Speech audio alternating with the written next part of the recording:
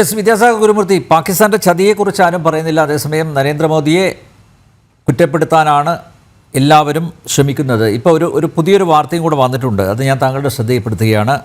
India Kirana ഹിൽസിനടുത്തുള്ള പാകിസ്ഥാന്റെ ഭൂഗർഭ ആണവ കേന്ദ്രം തകർത്തതായി അമേരിക്കൻ മാധ്യമങ്ങൾ പറയുന്നു. ആണവ വികിരണ ചോർച്ച ഉണ്ടതായിട്ട് സംശയമുണ്ട്. പരിശോധനകൾക്കും മറ്റുമായി US ആണവോർജ്ജ വിഭാഗത്തിലെ വിദഗ്ധർ പാകിസ്ഥാനിൽ എത്തിയിട്ടുണ്ട് എന്ന് പറയുന്നു. കിട്ടേണ്ടതെല്ലാം കിട്ടിയിട്ടുണ്ട്. ഇപ്പോൾ കുനിന്മേൽ കുരു പോലെ ഇതുകൂടി ആയിക്കഴിഞ്ഞാൽ സംഗതി ജോറായി. അത് ഞാനും കണ്ടിരുന്നു. ആ വാർത്ത ഒരു മണിക്കൂർ മുമ്പ് പല സുഹൃത്തുക്കളും ഫേസ്ബുക്കിൽ ഷെയർ ചെയ്തിരുന്നു. അതേപ്പറ്റി ഞാൻ നോക്കിയിരുന്നു. ഇത് എങ്ങനെയാന്ന് വെച്ചാൽ ഈ ഒരു സ്ട്രൈക്ക് നമ്മൾ വിചാരിക്കുന്നതിനേക്കാൾ എത്രയോ മടങ്ങ് ആഘാതം പാകിസ്ഥാൻ ഏൽപ്പിച്ചിട്ടുണ്ടെന്നുള്ള തെളിവാണ്. ഈ ഇന്നലെ ഉച്ചയ്ക്ക് 3:30 മണിക്ക് അവരുടെ DGMO നമ്മുടെ DGMO ആയിട്ട് ഹോട്ട്ലൈൻ സംസാരിക്കുകയും വെടിനിർത്തൽ ഇങ്ങോട്ട് ആവശ്യപ്പെടുകയും ചെയ്തതിന്റെ അർത്ഥം തന്നെ പാകിസ്ഥാൻ എന്ന രാഷ്ട്രം ഒരിക്കലും ചെയ്യാത്ത കാര്യമാണ്. കാരണം അവിടെ മതരാഷ്ട്രമാണ്. അവരുടെ കീഴടങ്ങൽ അല്ലെങ്കിൽ അടിയറവ് പറച്ചിൽ മതപരമായ ഒരു അടിയറവ് പറച്ചിലായിട്ട് ജനത വ്യാഖ്യാനിക്കാൻ സാധ്യതയുള്ള ഒരു രാജ്യമാണ്. അതുകൊണ്ട് ഒരിക്കലും അവര് ഇങ്ങോട്ട് വിളിച്ചൊരു സീസ് ഫയറിന് റിക്വസ്റ്റ് ചെയ്ത ചരിത്രമില്ല. തോറ്റാലും നമ്മൾ തോറ്റില്ല എന്ന് കരയേ ഉള്ളൂ. അപ്പൊ ഇപ്രാവശ്യം അങ്ങനെയല്ല. ഇപ്രാവശ്യം വിളിച്ച് ഇങ്ങോട്ട് പറഞ്ഞിട്ട് ഞങ്ങളോട് ദയവ് ചെയ്ത് ഞങ്ങളെ രക്ഷിക്കണമെന്ന രീതിയിലാണ് പറഞ്ഞിരിക്കുന്നത്. ഇതില് വിഷയം നമ്മൾ ഇന്നത്തെ നമ്മുടെ വൈസ് അഡ്മിറൽ AN പ്രമോദ് പറഞ്ഞൊരു കാര്യം, ഇനി ഒരു തവണ പാകിസ്ഥാൻ ഇത്തരത്തിലുള്ള പ്രകോപനം എന്ന് പറഞ്ഞാൽ പഹൽഗാമിൽ ചെയ്ത തരത്തിലുള്ള ഒരു പ്രകോപനത്തിന് മുതിർന്നാൽ പാകിസ്ഥാൻ അറിയാം നമ്മൾ എന്താണ് ചെയ്യാൻ പോകുന്നത് എന്നാണ് നമ്മുടെ വൈസ് അഡ്മിറൽ AN പ്രമോദിന്റെ ഒരു സ്റ്റേറ്റ്മെന്റ് ഞാൻ കണ്ടത്. അപ്പൊ ഇതില് മാത്രമല്ല, രാജീവ് ഗായും ഇന്ന് അത് വിശദീകരിച്ചു. അല്പം മുമ്പത്തെ ബ്രീഫിംഗിൽ അവർ പറയുകയും ചെയ്തല്ലോ, നമ്മുടെ ഇന്ത്യൻ എയർഫോഴ്സ്, നേവി എല്ലാവരും വളരെ ഒരുമിച്ച് മെയ് ചേർന്ന് മനസ്സൊന്നായി ഐക്യദാർഢ്യത്തോടെ പ്രവർത്തിച്ച ഒരു ഓപ്പറേഷൻ ആയിരുന്നു ഓപ്പറേഷൻ സിന്ദൂർ. ഈ ഓപ്പറേഷൻ സിന്ദൂറിന്റെ വിജയം കേവലം മണിക്കൂറുകൾ കൊണ്ടാണ്. സത്യത്തിൽ അത് നമ്മൾ പറയുന്ന 5 ദിവസത്തെ ഗ്യാപ്പ് സത്യത്തിൽ അതിനില്ല. ഏതാനും മണിക്കൂറുകൾ കൊണ്ട് തന്നെ പാകിസ്ഥാന്റെ മർമ്മപ്രധാനമായ ടെററിസ്റ്റ് ഹൈഡ് ഔട്ട്സ് പോയിട്ട് അറ്റാക്ക് ചെയ്യാൻ പറ്റി. ഇതിൽ നമ്മൾ മനസ്സിലാക്കേണ്ട കാര്യം, ഇവരുടെയൊക്കെ മയ്യത്ത് നിസ്കാരത്തിന് അവിടുത്തെ പ്രധാനപ്പെട്ട മിലിറ്ററിയിലെ ഉദ്യോഗസ്ഥര്, അവിടുത്തെ രാഷ്ട്രീയ പ്രമുഖരൊക്കെ പങ്കെടുക്കുന്നു. അതിന്റെ അർത്ഥം ഇത് ഇത്ര പച്ച വെളിച്ചത്തിൽ മനസ്സിലായിട്ടും അമേരിക്ക പോലുള്ള വലിയ രാഷ്ട്രങ്ങൾക്ക് ഇപ്പോഴും, അല്ലെങ്കിൽ യുണൈറ്റഡ് നേഷൻസിന് ഇപ്പോഴും പാകിസ്ഥാൻ ടെറർ ഔട്ട്ഫിറ്റ്സിനെ അകത്ത് പോറ്റി വളർത്തുന്നു എന്നതിൽ തെളിവില്ല എന്ന് പറയുന്ന അർത്ഥം എനിക്ക് മനസ്സിലാവുന്നില്ല. മാത്രമല്ല, IMF കൊടുക്കുന്ന 8500 കോടിയോളം രൂപയുടെ ഒരു സഹായം എന്നെ ഭയപ്പെടുത്തുന്ന അതാണ്. ഇപ്പോഴത്തെ സീസ് ഫയർ, ഓഫ് കോഴ്സ് ചില ആളുകൾ, ഞാൻ അടക്കമുള്ള ആളുകൾ പരസ്യമായി എഴുതിയിരുന്നു, I'm not happy with ceasefire എന്ന് പറഞ്ഞു. കാരണം ലേമൻസ് ഒപ്പീനിയൻ ആണ്. I'm not a technician, I'm not involve in this. ഈ ഒരു പ്രോസസ്സിൽ ഡിപ്ലോമസി നമുക്ക് അറിഞ്ഞുകൂടാ. പക്ഷേ നമ്മളെപ്പോഴും ചിന്തിക്കുക എന്താണ്, നമ്മളുടെ ഭാഗത്ത് നഷ്ടപ്പെട്ടു പോയ പാക് ഓക്യുപൈഡ് കാശ്മീർ പിടിച്ചടക്കണം എന്നൊക്കെയാണ് നമ്മുടെ ഒരു അമിതമായ ആഗ്രഹം. ഗ്രൗണ്ട് റിയാലിറ്റി വളരെ വ്യത്യസ്തമായിരിക്കാം, എങ്കിലും നമ്മുടെ ആഗ്രഹം അതാണ്. പക്ഷേ പെട്ടെന്നുണ്ടായ സീസ് ഫയറിൽ ഞാനടക്കമുള്ള ആളുകളൊക്കെ നിരാശരായിരുന്നു. അതിന് പ്രധാനപ്പെട്ട കാരണം, ഒരു തെറ്റും ആരോടും ചെയ്തിട്ടില്ലാത്ത, യാതൊരു പ്രകോപനം സൃഷ്ടിക്കാത്ത ഒരു രാജ്യത്ത് കടന്നു വന്ന് വിനോദസഞ്ചാരികളെ, വളരെ സന്തോഷപൂർവ്വം അവരുടെ അവധിക്കാലം ചെലവഴിച്ചിരുന്ന ആളുകളെ മതം ചോദിച്ച് നെറ്റിയിൽ അതായത് പോയിന്റ് ബ്ലാങ്ക് ആണ്, നെറ്റിയിൽ നിറയൊഴിച്ച് കൊല്ലാൻ മാത്രമുള്ള ക്രൗര്യം, നൃശംസത, നീചത്വം ഒക്കെ ഉള്ള ഒരു സംസ്കാരം അവർ പ്രചരിപ്പിക്കുകയാണ്. അതിനുള്ളൊരു മറുപടി അല്പം വൈകിയാലും നന്നായി കൊടുത്തുകൊണ്ടിരിക്കുമ്പോൾ പെട്ടെന്ന് നിർത്തുമ്പോൾ ഉണ്ടാവുന്ന, അപ്പൊ സച്ചിൻ പെട്ടെന്ന് ബാറ്റ് ചെയ്യുമ്പോൾ മഴ മൂലം കളി അവസാനിച്ചെന്ന് പറയുമ്പോൾ ഉണ്ടാകുന്ന നിരാശയാണ് നമുക്ക് ഉണ്ടായത്. ഇതൊരു സെഞ്ചുറി അടിച്ചിട്ട് തീർക്കാമായിരുന്നു എന്നൊക്കെ നമുക്ക് തോന്നുന്ന ആ ഒരു നിരാശയാണ്. പക്ഷെ നമുക്ക് ഗ്രൗണ്ട് റിയാലിറ്റി അറിയില്ല. ഈ മിലിറ്ററിയിലെ ബ്രീഫിങ്ങിലൂടെ മാത്രമേ നമുക്ക് വിശ്വസിക്കാൻ പറ്റുള്ളൂ. 24 ഏഷ്യാനെറ്റ് ഒക്കെ പറയുന്ന ആ റണ്ണിങ് കമന്ററി നമുക്ക് വിശ്വസിക്കാൻ പറ്റുന്നതല്ല. കാരണം അവർ ആവേശപൂർവ്വമായി ആ റേറ്റിംഗ് കൂട്ടാൻ വേണ്ടി സംസാരിക്കുന്നതാണ്. ഇന്ന് നമ്മുടെ DGMO ലഫ്റ്റനന്റ് ജനറൽ രാജീവ് ഗായി പറഞ്ഞു, those strikes across those 9 terror hubs left more than 100 terrorists killed. 100-ലധികം ഭീകരവാദികളെ കൊന്നൊടുക്കി. Directly നമ്മുടെ DGMO റെസ്പോൺസിബിൾ പൊസിഷനിൽ ഇരിക്കുന്ന ആളാണ്. അദ്ദേഹം പറയുകയാണ്, 100 അല്ലെങ്കിൽ 100-ലധികം ടെററിസ്റ്റിനെ, അതായത് സിവിലിയൻസിനെ അല്ല, ഹൈഡ് ഔട്ടിൽ നിന്ന് അവരെ ഒളിത്താവളങ്ങൾ ആക്രമിച്ചിട്ട് 100-ലധികം പേരെ കൊന്നു എന്ന് പറയുമ്പോൾ അത് നൽകുന്ന ഒരു സന്തോഷം ഉത്കർഷം ചെറുതല്ല. അതെ. അത് മാത്രവുമല്ല, ഇപ്പൊ നേരത്തെ നമ്മുടെ രാംകുമാർ സാർ പറഞ്ഞല്ലോ, ഇതിനകത്തിരുന്നുകൊണ്ട് ഈ വായ്ത്താൾ അടിക്കുന്ന ആളുകളെ സത്യം പറഞ്ഞാൽ പോപ്പുലേഷൻ റീലൊക്കേഷൻ ആലോചിക്കാവുന്നതാണ് ഇന്ത്യക്ക്. എം സ്വരാജ്, ശാരദക്കുട്ടി തുടങ്ങിയവരെ പഹൽഗാം പോലത്തെ സ്ഥലങ്ങളിലേക്ക് റീലൊക്കേറ്റ് ചെയ്യാം. വളരെ മനോഹരമായ പ്രകൃതി ആസ്വദിച്ച് കവിത എഴുതാം, കഥകൾ എഴുതാം. അവിടെയുള്ള തദ്ദേശീയരായി ഇപ്പൊ സിവിലിയൻസ് നമ്മൾ പറയുന്ന അക്രമം അനുഭവിക്കുന്ന ആളുകളെ കേരളത്തിലേക്ക് കൊണ്ടുവരണ്ട, കാരണം ഇവിടെ ഒരുപാട് സഖ്യകക്ഷികൾ അപ്പൊ ചേരും.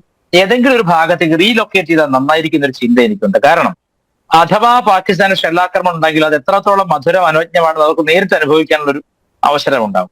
ഇവർ പറയുന്നത് മുറ്റത്തൊരു ബോംബ് വന്ന് വീണാലേ നമുക്ക് അതിന്റെ വിഷമം അറിയുള്ളൂ എന്നാണ്.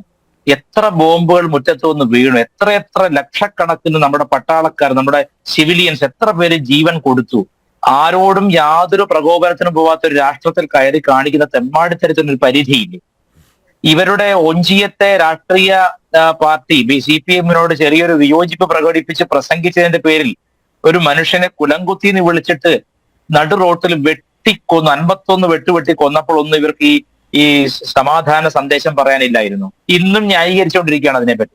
അത്തരത്തിലുള്ള പാർട്ടികൾ അകത്തു നിന്ന് നടത്തുന്ന വായ്ത്താരികളാണ് സത്യത്തിൽ അകത്തു നിന്നുള്ള സപ്പോർട്ട് കൂടുതലായിട്ട് ഈ പുറം രാജ്യങ്ങൾക്ക് കൊടുക്കുന്നത് എനിക്ക് തോന്നാറുണ്ട്. തുർക്കിയേക്കാൾ നെറികെട്ടവന്മാരാണ് ഇവിടെയുള്ള ചില സാമാജികരെന്ന് പറയുന്നതിൽ വിഷമമുണ്ട്. അദ്ദേഹം ഇതിനു മുമ്പ് ഇങ്ങനെ നിരുത്തരവാദപരമായ പ്രസ്താവനകൾ ഇറക്കുന്ന ഒരാളായതുകൊണ്ട് അതിൽ അത്ഭുതമില്ല. പക്ഷെ ഇവരെ സത്യം പറഞ്ഞാൽ എന്റെ ആഗ്രഹം ഗവൺമെന്റ് അല്പം ഫാഷിസ്റ്റ് ആവണം എന്നാണ് ഞാൻ പറയുന്നത് ഈ കാര്യത്തിൽ. കാരണം ഇങ്ങനെയുള്ള ആളുകളെ വെച്ചു ഉറപ്പിക്കാൻ പറ്റില്ല. ഒരു യുദ്ധം നടക്കുമ്പോൾ രാജ്യം നിർണായകമായ ഒരു തിരിച്ചടി കൊടുക്കുമ്പോൾ നമ്മളായിട്ടൊരു യുദ്ധം പ്രഖ്യാപിക്കുകയോ അങ്ങോട്ട് കയറി ആക്രമിക്കുകയോ ചെയ്തതല്ല. മതപരമായ വിവേചനം കാട്ടിക്കൊണ്ട് ജിഹാദ് നടത്തിയിട്ട്, അതായത് തന്നെ പറയുന്ന പേര് ഗസ്വ എന്നാണ്, ഇസ്ലാമിക് ടെർമിനോളജിയിൽ ഗസ്വ എന്നാണ് എന്ന് പറയുക. അതായത് ഹിറ്റ് ആൻഡ് റൺ, പെട്ടെന്ന് ആക്രമിക്കുക പിൻവാങ്ങുക. അങ്ങനെ നമ്മുടെ നാട്ടിൽ കടന്ന് പെട്ടെന്ന് സിവിലിയൻസിനെ, ഒരു തെറ്റും ചെയ്യാത്ത നിരായുധരായ സിവിലിയൻസിനെ, മഹാഭാരതത്തിലൊക്കെ പറയുന്നത് ആയുധമില്ലാത്ത ശത്രുവിനെ വെറുതെ വിടണം എന്നാണ്. ശത്രുവാണെങ്കിൽ പോലും ആയുധമില്ലാത്ത ഒരാളാണെങ്കിൽ വെറുതെ വിട്ടോളണം. ആ മര്യാദ ഒന്നുമില്ലാത്ത ഒരു കാട്ടറബി സംസ്കാരത്തിൽ നിന്ന് പുറന്നു വരുന്ന ഇത്തരം അക്രമങ്ങളെ പിന്നെ എങ്ങനെ നേരിടണം എന്നാണ് ഇവർ പറയുന്നത് എനിക്ക് മനസ്സിലാകുന്നില്ല. ഏതായാലും എനിക്ക് ഏറ്റവും സന്തോഷം ഉണ്ടാക്കിയ ഒരു കാര്യം, ഈ രാജീവ് ഗായിയുടെ ഇന്നത്തെ DGMOയുടെ ഇന്നത്തെ ബ്രീഫിംഗിൽ അദ്ദേഹം പറഞ്ഞ ചില കാര്യങ്ങൾ. ഒന്ന് ഇതാണ്. രണ്ടാമത്തത്, യൂസഫ് അസർ, അബ്ദുൽ മാലിക് റൌഫ്, മുദസ്സിർ അഹമ്മദ്, ഇങ്ങനെ 3 പേര്, ഇവര് IC-814 എന്ന നമ്മുടെ വിമാനം റാഞ്ചിയ പ്രതികളാണ്, കുറ്റവാളികളാണ്. അതുപോലെ മസൂദ് അസറിന്റെ ഉറ്റ തോഴന്മാരാണ്. പുൽവാമയിലെ ബ്ലാസ്റ്റ് സംഘടിപ്പിച്ചവരുമാണ് ഇവര്. ഇവർക്കൊക്കെ വേണ്ടുന്നത് കൊടുക്കാനുള്ള ഭാഗ്യം ഈ തവണ നമ്മുടെ സൈന്യത്തിനുണ്ടായി എന്നുള്ളതാണ്. അപ്പോ ഇത്രയും ഹെവി അറ്റാക്ക് ആയിരുന്നു അത്. എനിക്ക് തോന്നുന്നു മണിക്കൂറുകൾ കൊണ്ട് തന്നെ ഇന്ത്യൻ സേന അതിൽ ഈ ഒരു ബ്രീഫിംഗിൽ അദ്ദേഹം ഉപയോഗിച്ചൊരു വാക്ക് ചിലപ്പോൾ സർപ്രൈസിംഗ് എന്നാണ് പറയുന്നത്. അദ്ദേഹം പറഞ്ഞത് നമുക്ക് സർപ്രൈസിംഗ് അച്ചീവ്മെന്റ് ആണ് ഉണ്ടായെന്നാണ് അദ്ദേഹം പറഞ്ഞത്. കാരണം കാര്യമായ തിരിച്ചടിക്ക് പറ്റുന്ന രീതിയിലുള്ള സാമ്പത്തിക സ്ഥിതി പാകിസ്ഥാൻ ഇല്ലാതിരിക്കുന്ന സമയം. 2, അവിടെ മിലിറ്ററിയും അവിടുത്തെ ഇലക്ടഡ് ഗവൺമെന്റുമായിട്ടുള്ള പ്രശ്നങ്ങൾ നടക്കുന്ന സമയം. ഇങ്ങനെ എല്ലാ തരത്തിലും തകർന്നിരിക്കുന്ന ഒരു പാകിസ്ഥാനിലാണ് ഇത്തരത്തിലുള്ള ഒരു അക്രമം ഉണ്ടായത്. പക്ഷേ എന്നെ ഭയപ്പെടുത്തുന്ന കാര്യം, US പ്രസിഡന്റിന്റെ പ്രസ്താവനയൊക്കെ സത്യം പറഞ്ഞാൽ ബാലിശമായിട്ടാണ് എനിക്ക് തോന്നിയത്. പാകിസ്ഥാൻ ഇങ്ങോട്ട് വിളിച്ച് അഭ്യർത്ഥിച്ച ശേഷം നടത്തിയ സീസ് അദ്ദേഹം പറഞ്ഞത് ഒരു ട്രൂ സ്റ്റോക്ക് അവർ നടത്തിയിട്ടാണ് അദ്ദേഹത്തിന്റെ നേതൃത്വത്തിൽ എല്ലായിടത്തും വലിയേട്ടം കളിക്കുക, അങ്കിൾ സാം കളിക്കുക എന്നുള്ളൊരു സ്ഥിരം രീതി USA എടുക്കുന്നത് അത്ഭുതകരമാണ്. ഇപ്പോ നമ്മുടെ കിട്ടാനായിരിക്കും. അതല്ല, അവർക്ക് എന്തും വാങ്ങാം. നമ്മുടെ it should not be at the cost of civilians in India. ഭാരതത്തിലെ സാധാരണക്കാരെ ജനങ്ങളെ കൊന്നിട്ടൊന്നും ഒരുതരം ഒരു പ്രൈസും വാങ്ങണ്ട. ഞാൻ പറഞ്ഞതിനർത്ഥം അപ്പൊ ആ ഒരു ട്രൂ സ്റ്റോക്കിന് അവരാണ് മുൻകൈ എടുത്തത് എന്ന് പറയുന്നതിലൊക്കെ ഉള്ളൊരു ബാലിശമായ അവസ്ഥ. അത് നമ്മൾ മനസ്സിലാക്കേണ്ടത്, നമ്മളുടെ പ്രധാനമന്ത്രി എത്രത്തോളം വിദേശ രാജ്യങ്ങൾ സന്ദർശിക്കുന്നു, എത്രയോ ചർച്ചകൾ നടത്തുന്നു, എത്രയോ വലിയ വലിയ ഹൈ ഗ്രേഡ് മീറ്റിംഗ്സ് നടത്തുന്നു, എന്നിട്ട് പോലും സൃഷ്ടിച്ചെടുക്കാനാവാത്ത ഒരു ബന്ധം അതെന്താണ് ഇത്തരം രാഷ്ട്രങ്ങളുമായിട്ടുള്ളത് നമ്മൾ പരിശോധിക്കേണ്ട സമയം കൂടിയാണ്. It must be weapon trade, something else. നമുക്ക് മനസ്സിലാവുന്നില്ല. കാരണം ഇപ്പൊ നോക്കാം, BBC ഞാൻ 2-3 തവണ വിളിച്ചു നോക്കി. ഈ സമയം ഇപ്പൊ നമ്മുടെ 24-ഉം ഏഷ്യാനെറ്റും കണ്ട് തല പുണ്ണാകുമ്പോൾ പെട്ടെന്ന് നമ്മൾ വിദേശ ചാനലുകൾ നോക്കുമല്ലോ സത്യത്തിൽ എന്താ. പക്ഷെ നമ്മൾ മനസ്സിലാക്കേണ്ടത് അവരുടെ റിപ്പോർട്ടിംഗ് വളരെ ബയസ്ഡ് ആണ്. ഈ വെസ്റ്റേൺ മീഡിയയുടെ റിപ്പോർട്ടിംഗ് മുഴുവൻ പാകിസ്ഥാൻ അനുകൂലമാണ്. അത്തരത്തിലുള്ള ഒരു റാപ്പോ ഈ വെസ്റ്റേൺ കൺട്രീസുമായിട്ട് അല്ലെങ്കിൽ ഈ പറഞ്ഞ പുറത്തുള്ള ശക്തികളോട് ഉണ്ടാക്കിയെടുക്കാനുള്ള എന്ത് സൗകര്യമാണ് പാകിസ്ഥാൻ ചെയ്തു കൊടുക്കുന്നത്? Or is there A Chinese involvement in this? ഇതൊക്കെ വളരെ ശ്രദ്ധിച്ച് മനസ്സിലാക്കേണ്ട കാര്യമാണ്. പാകിസ്ഥാൻ ദുർബലമായി കാണപ്പെടുന്നുവെങ്കിലും അതിന്റെ പിന്നിൽ ചൈനയുടെ കരങ്ങൾ ഉണ്ടെന്നുള്ളത് നമുക്ക് എല്ലാവർക്കും അറിയാവുന്ന കാര്യമാണ്. നമ്മൾ പലരും ഇവിടെ ആഘോഷിച്ചു ചൈന കൊടുത്ത ഈ സാധനമൊക്കെ പൊട്ടിത്തെറിച്ചു പോയി, തല്ലിപ്പൊളി. ഇതൊക്കെ അവരുടെ ടെസ്റ്റ് ഡോസ് ആണ്. ഇന്ത്യയുടെ പ്രഹരശേഷി എത്രത്തോളം ഉണ്ടെന്ന് അറിയാനുള്ളൊരു എനിക്ക് തോന്നുന്നു ഈവൻ ഈ പഹൽഗാം അറ്റാക്ക് വരെ ഒരു പ്ലാനിങ്ങിന്റെ ഫലമാണ്. ഇപ്പോൾ അങ്ങനെ പാകിസ്ഥാൻ പ്ലാൻ ചെയ്യാൻ മാത്രമുള്ള ഒരു ശേഷിയുള്ള സമയമായിരുന്നില്ല. എനിക്ക് തോന്നുന്നു ഇത്തരം ഇതൊക്കെ ഒരു ടെസ്റ്റ് ഡോസ് ആണ്, ഒരു ട്രയൽ റൺ ആണ്. നമ്മുടെ പ്രഹരശേഷി എന്താണ്? പക്ഷേ ഭാരതം അതിനൊത്ത് ഉയരുകയും ഓപ്പറേഷൻ സിന്ദൂറിലൂടെ കേവലം മണിക്കൂറുകളുമാണ്, 5 ദിവസം അതിന്റെ അലയൊലികൾ മാത്രമാണ്. സിവിലിയൻസിന് ഇങ്ങോട്ട് ഷെല്ലാക്രമണം നടക്കും, തിരിച്ചടി മാത്രമാണ്. പക്ഷെ ഓപ്പറേഷൻ സിന്ദൂർ നിലനിന്ന ഒരു 12 മണിക്കൂറിനുള്ളിൽ നമ്മൾ വ്യക്തമായിട്ട് ചൈനയ്ക്കും പാകിസ്ഥാനും ബാംഗ്ലാദേശിനും അതുപോലെ തന്നെ മറ്റ് ഫ്രിഞ്ച് എലിമെന്റ്സിന് എല്ലാം ഒരു പാഠം കൊടുക്കാൻ സാധിച്ചു എന്നത് വലിയ അച്ചീവ്മെന്റ് ആണ് ഇന്ത്യൻ ആർമിയുടേത്. അത് മാത്രമല്ല, ഇച്ഛാശക്തിയുള്ള ഒരു ഗവൺമെന്റ് ഉണ്ടായിരിക്കുക. ഇവിടെ എല്ലാവരും ഇന്ദിരാഗാന്ധിയെ സ്തുതിച്ച് പറയുന്നത് ഞാൻ കേൾക്കുന്നുണ്ട് പലയിടത്തും. അതിനൊക്കെ മറ്റ് ചരിത്രങ്ങൾ പലതും ഉണ്ട്. കാരണം ഇന്ദിരാഗാന്ധി തന്നെ പോയിട്ട് നമ്മുടെ ട്രൂപ്സിനെ കൊലയ്ക്ക് കൊടുത്ത ചരിത്രങ്ങൾ ഒരുപാട് പറയുകയാണെങ്കിൽ നരേന്ദ്രമോദിയുടെ കാലത്ത് അല്ല, മാത്രമല്ല ആ കാലഘട്ടം മാറി ഡെവലപ്പ്. നമ്മളിപ്പോ ഒരുപാട് ഭയക്കേണ്ടിയിരിക്കുന്നു. കാരണം നമ്മൾ വളരെ നല്ല രീതിയിൽ രാഷ്ട്രത്തെ കെട്ടിപ്പടുത്തുകൊണ്ടിരിക്കുകയാണ്. നമ്മൾ വളരെ അച്ചീവ് ചെയ്യണം പല കാര്യങ്ങളും. സമാധാന അന്തരീക്ഷം ഉണ്ടായിക്കൊണ്ടിരിക്കുകയാണ്. രാജ്യത്ത് ഒരുപാട് സമൃദ്ധിയിലേക്ക് പോകുന്ന ഒരു കാലഘട്ടമാണ്. അപ്പൊ അങ്ങനെയുള്ള സമയത്ത് നമ്മൾ ഒരു ശത്രുവിനെ വിളിച്ചു വരുത്തുക എന്ന് പറയുന്ന അപകടമാണ്. പക്ഷെ എന്നാൽ ടാർഗറ്റിനെ, അതായത് നമ്മുടെ ടാർഗറ്റ് എന്താണ്? പാകിസ്ഥാൻ എല്ലാ കാലത്തും ഒരു ജനാധിപത്യ രാജ്യത്തിന്റെ രീതിയിലല്ല പ്രവർത്തിക്കുന്നത്. അതിന്റെ ഉള്ളിൽ ഭീകരശക്തികളെ പോറ്റി വളർത്തുന്ന പോറ്റമ്മയായും പെറ്റമ്മയും വളരുന്നു എന്നുള്ളതാണ് നമ്മുടെ എക്കാലത്തെ ആരോപണം. ആ ആരോപണം ശരിവെക്കുന്ന രീതിയിൽ നമുക്ക് കിട്ടിയ ദൃശ്യങ്ങളാണ് ഈ പറഞ്ഞ ഈ യൂസഫ് അസറിന്റെയും മറ്റും ശവസംസ്കാര ചടങ്ങിൽ അവിടുത്തെ പ്രധാനപ്പെട്ട മിലിറ്ററി ഓഫീഷ്യൽസ് പങ്കെടുക്കുക എന്ന് പറഞ്ഞാൽ അതിന്റെ അർത്ഥം ഈ രാജ്യം ഭീകരവാദത്തിലൂടെയാണ് വിജയിക്കാൻ നോക്കുന്നത്. അതിന്റെ തെളിവ് എന്താണ്?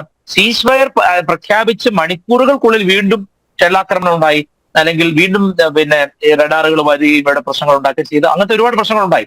അപ്പൊ എന്റെ ചോദ്യം, ഡ്രോൺ അറ്റാക്ക് ഉണ്ടായി ഇവിടെ അതിനുശേഷം. അപ്പൊ അതിന്റെ അർത്ഥം എന്താണ്?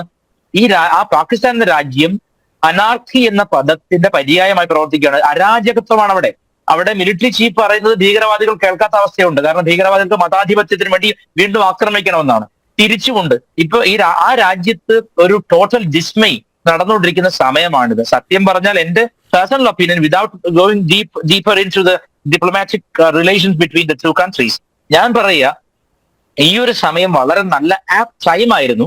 കുറെ കൂടെ അവരെ ബ്ലീഡ് ചെയ്യിക്കാൻ പറ്റുമായിരുന്നെങ്കിൽ എന്ന് എന്റെ ഒരു വ്യക്തിപരമായ ലെയ്മൻസ് ഒപ്പീനിയൻ ആണ് ഞാൻ പറയുന്നത്. പക്ഷേ നമ്മൾ ശ്രദ്ധിക്കേണ്ട